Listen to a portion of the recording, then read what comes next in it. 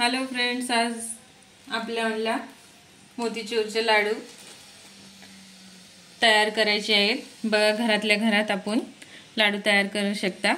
बघा, मऊसूत किती मस्त दाणेदार लाडू तयार झालेले आहेत। बेसन घेतलेलं आहे, तर आपल्याला हे चांगलं चाळून घ्यायचं आहे।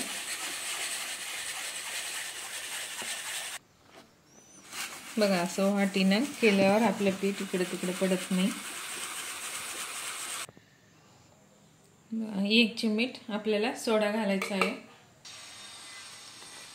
बघा, आता आपल्याला पाणी घालून घ्यायचं आहे, चांगलं मिक्स करून घेऊ।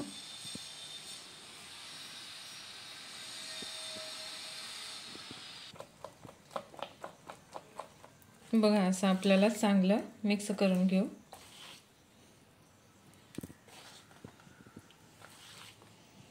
असं पाणी घालू।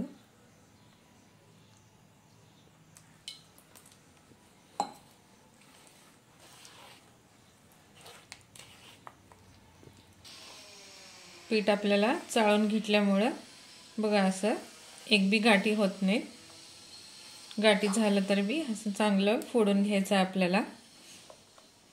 बघा, पीठ असं ठेवायचं आहे आपल्याला, लई घट बी नाही, लई पातळ पण नाही।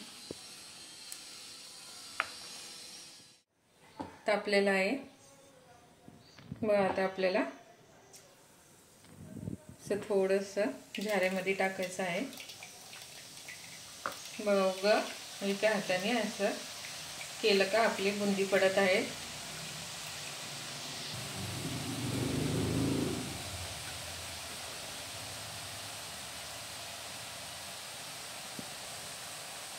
बघा, आपली बुंदी पडत आहे।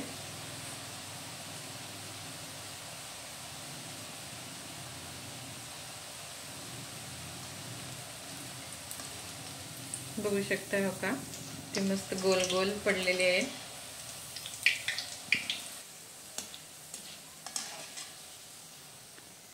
बघा, गोलसर किती मस्त झालेले आहेत। तर आपल्याला हे चांगलं तळून घेऊ। लई लालसर तळायचं नाही आपल्याला।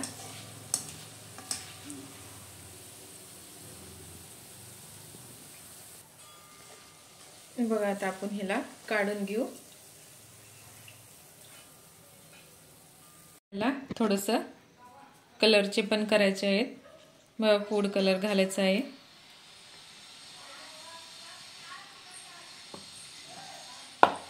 तर पण ह्याला चांगलं मिक्स करून घेऊ। बघा, आता आपल्याला कलरची नुक्ती करायची आहे।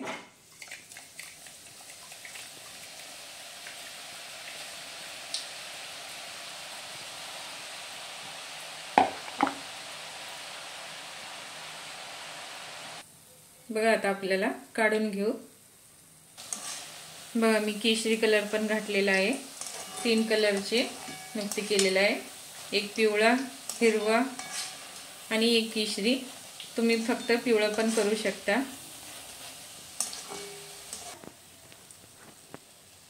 आता आपण काढून घेऊ। बघा, ज्या वाटीनं पीठ घेतलेलं आहे त्या वाटीनं तर आपल्याला पाक करायचा आहे। गोड तुमच्या आवडीनुसार करू शकता। मी 2 वाटी पीठ घेतलेलं आहे, 1.5 वाटी साखर घेतलेला आहे।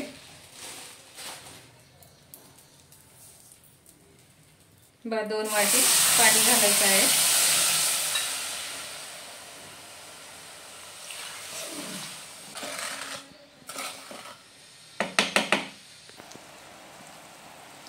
सात ते 8 इलायची वाटून सनी घालायचं आहे याच्यात। तर आपल्याला चांगलं पाक करून घ्यायचा आहे। बघा, अजून शिजायचं आहे। बघा, आपलं पाक तयार झालेला आहे। बघा, एक तार येत आहे। गॅस बंद करून घेऊ।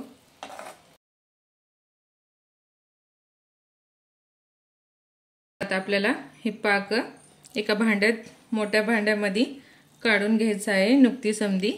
तर आपण हे पाक घालून घेऊ।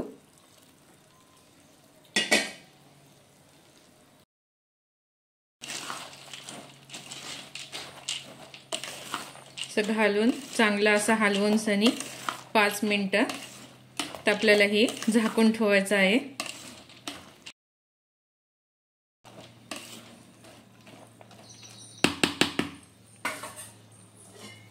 बघा पाकामध्ये आपली बुंदी भिजलेली आहेत। आता आपल्याला हे चांगलं असं खाली वर करून सनी चला आता आपण लाडू बांधून घेऊ। मोठे छोटे तुम्ही तुमच्या आवडीनुसार बांधून घेऊ शकता। बघा असं 2 बोटांनी